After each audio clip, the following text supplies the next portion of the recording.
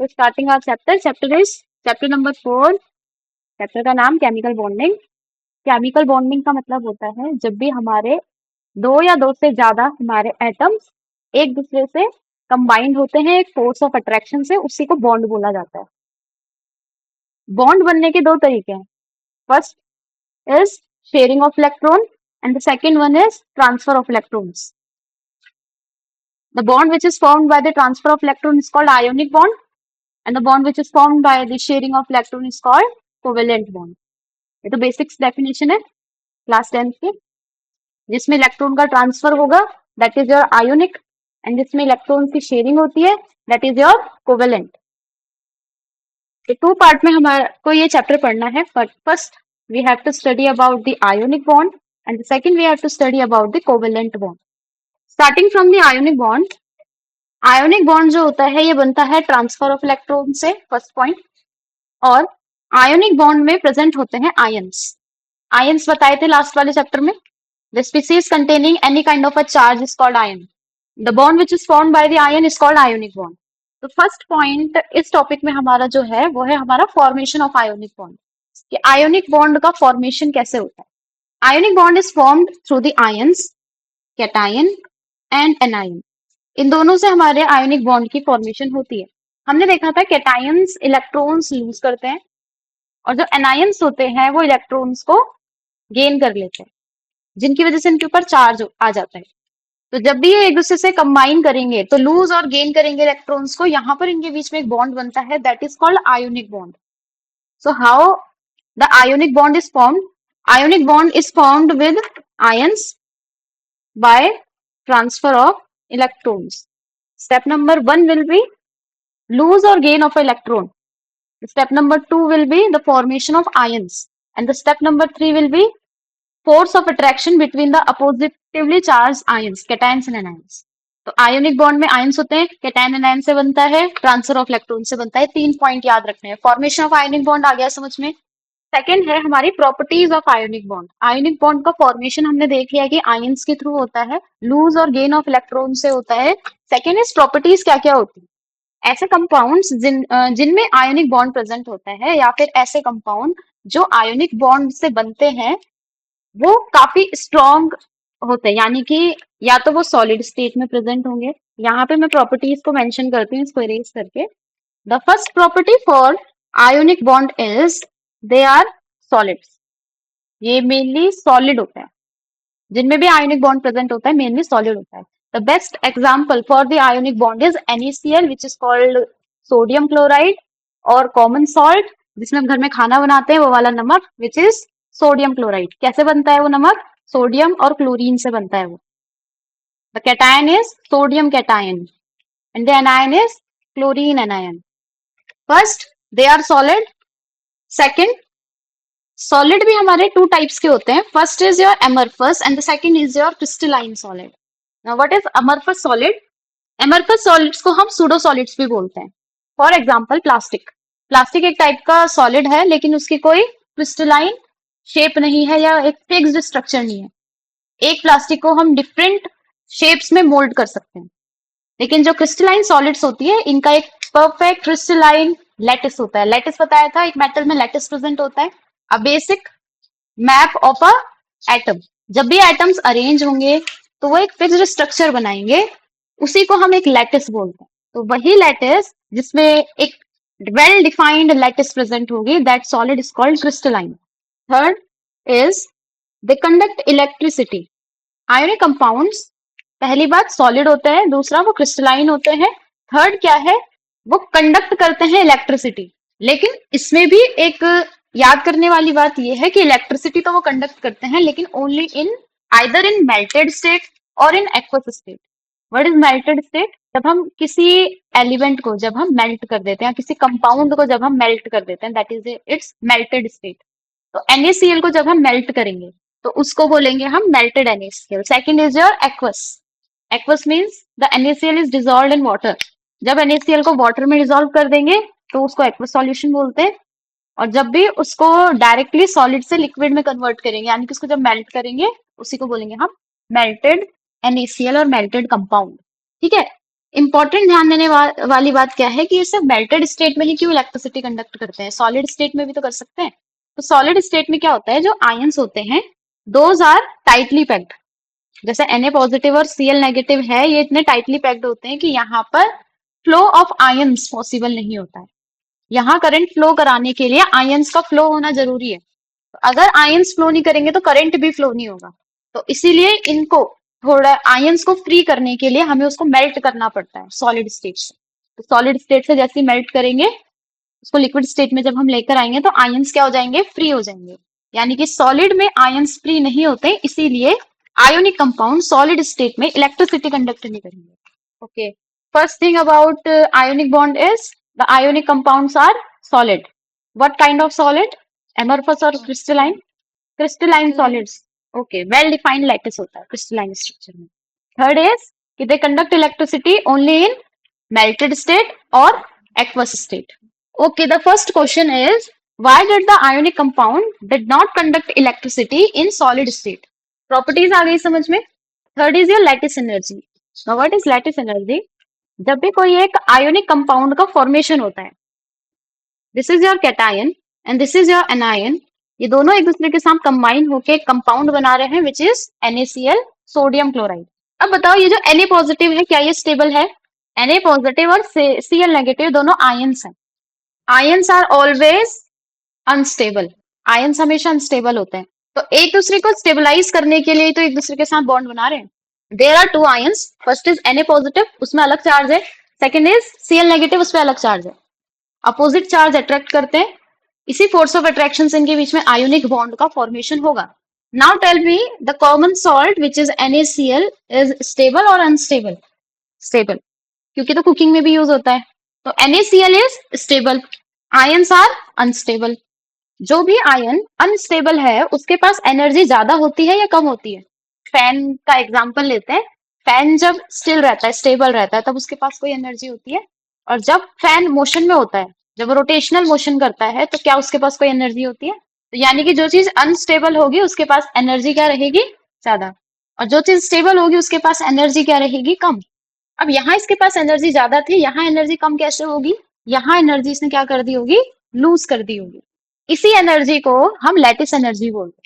What is lattice energy? It is the amount of energy released when 1 mole of ionic compound is formed. जब भी 1 मोल ionic compound का formation होता है, उस formation से जितनी भी एनर्जी निकलती है उसी को बोलते हैं लैटिस एनर्जी। तो लैटिस एनर्जी इंपॉर्टेंट है, इसकी डेफिनेशन लिख लेना। It is amount of energy released when 1 mole of ionic compound is formed is called lattice energy, and this lattice energy is represented as delta H. Delta के नीचे lattice लिखा हुआ है, यानी कि लैटिस एनर्जी है। जो भी कंपाउंड जितना ज्यादा स्टेबल होगा उसकी लैटिस एनर्जी उतनी ज्यादा होगी। जो जितना ज्यादा स्टेबल उतनी ज्यादा एनर्जी रिलीज करेगा, यानी कि उसकी लैटिस एनर्जी उतनी ज्यादा होगी। ओके, हमने प्रॉपर्टीज पढ़ ली। प्रॉपर्टीज के बाद हमने क्या पढ़ लिया, लैटिस एनर्जी पढ़ ली।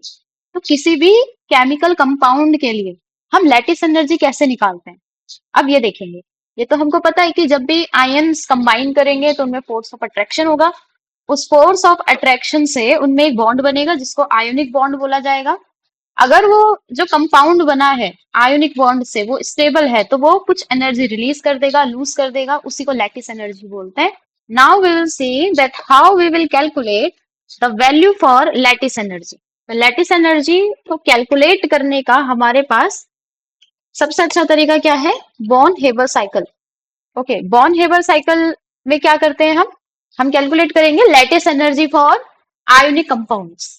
अब बॉर्न हेबर साइकिल जो है ये स्टेप्स को समझाती है। Now what kind of steps? The steps which are involved in the formation of a ionic bond. The step number 1 is formation of ions. तो आयंस का फॉर्मेशन कैसे हुआ होगा? फर्स्ट, जो सोडियम है वो एक एलिमेंट है और एक मेटल है, तो वो सॉलिड स्टेट में रहा होगा। हम बताए सॉलिड में से इलेक्ट्रॉन लूज करवाना थोड़ा मुश्किल होता है, तो हम क्या करते हैं, आइसोलेटेड गैसियस एटम बनाते हैं। आयनाइजेशन एंथैल्पी में पढ़ा था, आइसोलेटेड गैसियस एटम। तो सॉलिड से जब भी कोई भी एलिमेंट डायरेक्टली गैस में कन्वर्ट हो जाता है तो इस प्रोसेस को क्या कहते हैं, it is sublimation. Sublimation energy बोलते हैं ना। The process in which a solid is directly converted into a gas is called sublimation. तो इस सॉलिड को गैस में कन्वर्ट करने में हमको जो भी अमाउंट ऑफ एनर्जी इसको देनी पड़ी होगी उसी को सब्लिमेशन एंथैल्पी बोलता है। तो पहली एनर्जी हमने कौन सी यूज करी? Sublimation enthalpy. Now the step number 2 will be the removing of an electron from an isolated gaseous atom. तो हमारे पास गैसियस एटम है सोडियम का, तो इसमें से मैंने एक इलेक्ट्रॉन लूज किया। कैटायन का फॉर्मेशन होगा या एनायन का फॉर्मेशन होगा? कैटायन का। तो आइसोलेटेड गैसियस एटम से हमने इलेक्ट्रॉन लूज करवाया और सोडियम कैटायन बन गया। अब किसी भी एक आइसोलेटेड गैसियस एटम से एक इलेक्ट्रॉन रिमूव करवाने के लिए जो एनर्जी रिक्वायर्ड होती है that energy is called ionisation energy और ionisation enthalpy. So the second energy is your ionisation enthalpy और आयोनाइजेशन एनर्जी। तो दो स्टेप समझ में आ गए। Step number 1 is sublimation, step number 2 is ionisation energy और ionisation enthalpy. Okay, the third, हमने कैटायन का फॉर्मेशन तो कर लिया, ठीक है। अब हम क्या करेंगे? एनायन का फॉर्मेशन करेंगे। How anion is form? हमारे पास एक एटम है किसका? क्लोरीन का। क्लोरीन जो होती है मेनली डायटोमिक फॉर्म में एग्जिस्ट करती है नेचर में, तो है तो ये गैसियस स्टेट में। तो हम क्या करेंगे? पहले ये जो Cl2 है इसको सिंगल एटम में कन्वर्ट करेंगे। हमें आइसोलेटेड गैसियस एटम चाहिए ना। What is isolated? सिंगल। यहाँ पर क्या है? दो क्लोरीन एक साथ कंबाइंड है, जुड़े हुए हैं एक बॉन्ड के साथ। तो मैंने क्या किया? इसको कुछ अमाउंट ऑफ एनर्जी दी और ये दोनों क्लोरीन क्या हुए? अलग अलग हो गए। इस प्रोसेस को बोला जाता है एटोमाइजेशन। सब्लिमेशन में हमने क्या किया? सॉलिड को गैस में कन्वर्ट किया। सॉलिड था हमारा metal which is Na। Second हमने क्या किया? आइसोलेटेड गैसियस सोडियम कैटायन बनाया by the process of ionization enthalpy. Third process क्या हुई? क्लोरीन एग्जिस्ट करती है डायटोमिक फॉर्म में, तो हमने उसको डायटोमिक फॉर्म से सिंगल एटम में कन्वर्ट किया which is your isolated gaseous atom. और किसी भी मॉलिक्यूल को उसके एटम्स में तोड़ने के लिए जो भी एनर्जी हमें रिक्वायर्ड होती है that is your energy of atomization. अब एंथैल्पी ऑफ एटोमाइजेशन के बाद स्टेप नंबर 4 देखो क्या है। ये जो क्लोरीन का हमने आइसोलेटेड गैसियस एटम बनाया है, ये क्लोरीन क्या करता है? ये क्लोरीन जो है ये इलेक्ट्रॉन गेन करता है। अब इलेक्ट्रॉन कहाँ से गेन करेगा? स्टेप नंबर 2 में एक इलेक्ट्रॉन लूज हुआ था ना, वही इलेक्ट्रॉन ये गेन कर लेगा। तो Cl ने एक इलेक्ट्रॉन गेन किया तो ये Cl नेगेटिव बन जाएगा और यहाँ पर क्या होगा? इसको हम बोलेंगे electron gain enthalpy. Electron gain enthalpy, क्योंकि क्लोरीन के आइसोलेटेड गैसियस एटम ने क्या किया? एक इलेक्ट्रॉन गेन कर लिया। अब इन 4 स्टेप्स में क्या क्या हुआ है? स्टेप नंबर 1 में हमने गैसियस एटम बनाया। स्टेप नंबर 2 में हमने इलेक्ट्रॉन लूज करके कैटायन बनाया। कैटायन था हमारे मेटल का। थर्ड स्टेप में हमने एक मॉलिक्यूल को उसके एटम्स में तोड़ा, क्योंकि हमको आइसोलेटेड गैसियस एटम चाहिए होता है। और उस एंथैल्पी को मैंने बोला एंथैल्पी ऑफ एटोमाइजेशन, एटम्स में तोड़ने वाली एनर्जी। किसी मॉलिक्यूल को जब एटम्स में तोड़ दिया जाता है that is your enthalpy of atomisation. और थर्ड, मैंने इस एटम में तो तोड़ दिया था, उस आइसोलेटेड गैसियस एटम में से मैंने इलेक्ट्रॉन गेन करवाया और इसको एनायन बना दिया। अब मेरे पास कैटायन का फॉर्मेशन भी हो चुका है और मेरे पास एनायन का फॉर्मेशन भी हो चुका है। जब कैटायन और एनायन का फॉर्मेशन हो गया है तो स्टेप नंबर 5 क्या होगा? ये कैटायन और ये एनायन दोनों कंबाइन होके क्या बना लेंगे? NaCl। और इसी एंथैल्पी को मैं क्या बोलूंगी? Lattice enthalpy. इस सोडियम कैटायन को बनाने के लिए हमने जो भी एनर्जी लगाई है, क्या हमें उसकी वैल्यू पता होगी? मैंने सॉलिड को हीट किया और उसको गैस बना दिया, क्या मुझे टेम्परेचर पता होगा? यानी कि सब्लिमेशन एंथैल्पी हम निकाल सकते हैं। सेकंड, ये गैसियस एटम तो बन गया था, इसमें से मैंने इलेक्ट्रॉन भी लूज करवा दिया। अब यहाँ पर इस कैटायन को फॉर्म करने के लिए मैंने कितनी एनर्जी दी होगी उसकी वैल्यू भी हम निकाल सकते हैं। थर्ड इज, हमने इस मॉलिक्यूल को तोड़ के उसके एटम्स में अलग अलग कर दिया, तो हमने इसको कितनी एनर्जी दी होगी उसकी वैल्यू भी हमें पता है। फिर यहाँ पर इलेक्ट्रॉन गेन करने के बाद इस Cl ने कितनी एनर्जी रिलीज की होगी इसकी वैल्यू भी हमें पता होती है। तो लास्ट बची हमारी ये लैटिस एंथैल्पी। तो लैटिस एंथैल्पी इन सबको प्लस करके हम निकाल सकते हैं ना। अब बताओ मुझे टोटल एनर्जी कितनी आएगी? टोटल एनर्जी स्टेप नंबर 1 में sublimation enthalpy plus ionization enthalpy plus enthalpy of atomization plus electron gain enthalpy and the last one is lattice enthalpy. ये सारी समझ में आई? मैंने सारी एनर्जी को प्लस कर दिया तो मेरे पास टोटल एनर्जी आ जाएगी। 1 से लेके स्टेप नंबर 5 तक जितनी भी एनर्जी थी अगर हम सबको प्लस कर दे तो हमारे पास टोटल एनर्जी आ जाएगी। तो इस टोटल एनर्जी की वैल्यू पता करके क्या हम इस एल की वैल्यू निकाल सकते हैं? तो यही है आपकी बॉर्न हेबर साइकिल। तो बॉर्न हेबर साइकिल ये कहता है NaCl की लैटिस एंथैल्पी की वैल्यू डायरेक्टली तो हम कैलकुलेट नहीं कर सकते, लेकिन हम इसको स्टेप्स में तोड़ के जरूर कैलकुलेट कर सकते हैं कि सोडियम को गैसेस बनाने में कितनी एनर्जी लगी, फिर कैटायन बनाने में कितनी एनर्जी लगी, फिर उसको एटम बनाने में कितनी एनर्जी लगी, and the last one is उसको एनायन बनाने में कितनी एनर्जी लगी। फिर लास्ट में जब वो कैटायन एनायन का फॉर्मेशन हो गया तो उससे लैटिस एंथैल्पी हमको मिलेगी, तो उस लैटिस एंथैल्पी की वैल्यू हम निकाल सकते हैं अगर हमको टोटल एनर्जी की वैल्यू पता है तो। ठीक है, तो बॉन्ड हेबर साइकिल आ गया समझ में। चलिए, तो आयोनिक बॉन्ड में एक टॉपिक लास्ट आपका और है, दैट इज पजांस रूल। तो पजांस रूल क्या होता है? ये कहता है कि कोई भी अगर आपके पास एक आयोनिक कंपाउंड है तो वो हमेशा 100% आयोनिक नहीं होता है, उसमें कुछ ना कुछ परसेंटेज कोवेलेंट का प्रेजेंट होता ही है, दैट इज अ पजांस रूल। अब ये किस वजह से होता है? मेनली जो कैटायन होता है ये स्मॉलर साइज का होता है, क्योंकि हमने बोला था ये लॉस ऑफ इलेक्ट्रॉन से बनता है इसीलिए। और जो एनायन होता है वो बिगर साइज का होता है, क्योंकि वो गेन ऑफ इलेक्ट्रॉन से बनता है।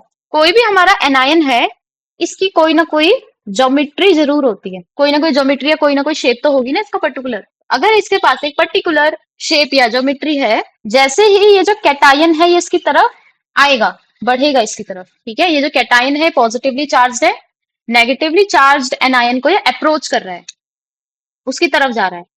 तो ये एनायन भी क्योंकि अपोजिटिवली चार्ज हैं दोनों, तो ये एनायन भी इसकी तरफ क्या होता है, अपने आप को शिफ्ट करने की कोशिश करता है, जिस वजह से क्या होता है, the geometry of anion is distorted. The shape और the geometry of the anion is distorted. Distorted का मतलब खराब हो जाती है उसकी ज्योमेट्री, जो नॉर्मल ज्योमेट्री थी उसकी पहले, जिस शेप में उसके एटम्स जुड़े हुए थे या जिस शेप में उसके जो बॉन्ड पेयर प्रेजेंट थे, वो सारे डिस्टॉर्ट हो जाते हैं। इसको हम बोलते हैं polarisation. What is polarization? When a cation approaches an anion, the geometry of the anion is distorted, which is called polarization. यहाँ पे आ रहेगा. What is polarization? When a cation approaches an anion, the geometry of the anion is distorted. It is called polarization. Second क्या है? इस cation के पास इसकी geometry खराब करने आ कौन रहा है? कैटायन। तो इस कैटायन के पास कितनी पावर है कि वो इसकी ज्योमेट्री खराब कर दे? इस कैटायन के पास कुछ ना कुछ तो पावर होगी ना, जिस वजह से इसकी ज्योमेट्री खराब कर पा रहा है वो। तो इस कैटायन के पास कितनी पावर है कि इसकी ज्योमेट्री खराब कर दे, उसको हम बोलते हैं पोलराइजिंग पावर।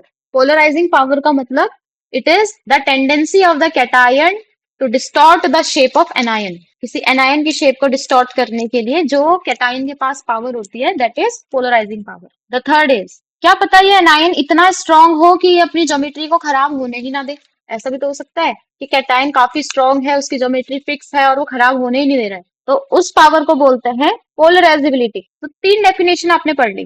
पहला क्या है? पोलराइजेशन, कि when a cation approaches an anion, the geometry of the anion is distorted. This process is called polarization.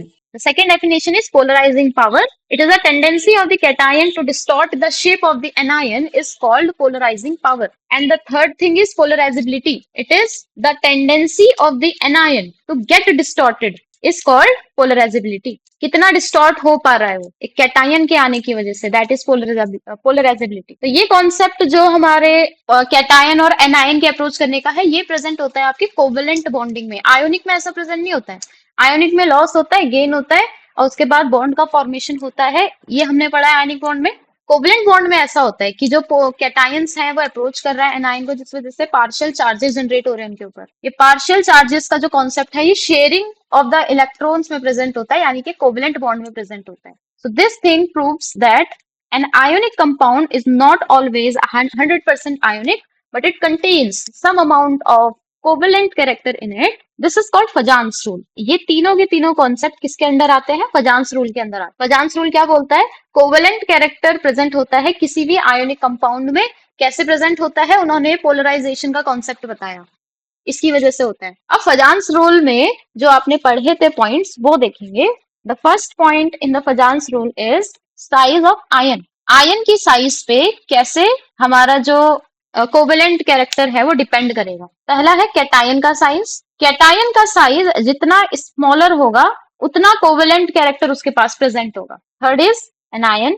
Anion का साइज जितना लार्जर होगा, इसकी पोलराइजेबिलिटी उतनी ज्यादा होगी। पोलराइजेबिलिटी ज्यादा है तो पोलराइजेशन ज्यादा होगा। जिस वजह से कोवेलेंट कैरेक्टर ज्यादा होगा। कैटायन के क्या देखना है, कैटायन तो स्मॉलर होता है, तो smaller the size of cation greater will be the polarizing power. और एनायन में लार्जर क्यों, कि greater the size of anion more will be the polarizability. तो जितनी ज्यादा इसकी पोलराइजिंग पावर होगी उतना ज्यादा कोवेलेंट कैरेक्टर करेगा, उतना ज्यादा ये डिस्टॉर्ट करेगा उसकी शेप को। और इस पे जितना ज्यादा नेगेटिव चार्ज होगा ये उतना ज्यादा डिस्टॉर्ट हो जाएगा। The second thing is size of ion के बाद जो सेकेंड थिंग है that is your electronic configuration. Electronic configuration पे जो फजान्स रूल है वो कैसे डिपेंड करता है। यहाँ पर मैं दो तरीके के एटम लेती हूँ, एक है आपका सोडियम और दूसरा है आपका मैग्नीशियम। सोडियम की इलेक्ट्रॉनिक कन्फिग्रेशन होती है 3s1 और मैग्नीशियम की इलेक्ट्रॉनिक कन्फिग्रेशन होती है 3s2। तो यहाँ पर अगर हम इलेक्ट्रॉनिक कन्फिग्रेशन देखेंगे तो पहले हम क्या करेंगे, इनका कैटायन बनाएंगे। किसका, सोडियम का और मैग्नीशियम का कैटायन बनाएंगे। पहले सोडियम का कैटायन कैसे बनेगा, इलेक्ट्रॉन लूज करके, तो ये बनेगा तुम्हारा Na पॉजिटिव। और मैग्नीशियम का कैटायन कैसे बनेगा, Mg+2। ये दो कैटायन बनेंगे, एक बनेगा Na पॉजिटिव, दूसरा बनेगा Mg+2। अब अगर हम इनकी इलेक्ट्रॉनिक कन्फिग्रेशन देखें तो इलेक्ट्रॉनिक कन्फिग्रेशन में तो दोनों के पास 10-10 इलेक्ट्रॉन्स ही हैं, सोडियम के पास भी और मैग्नीशियम के पास भी।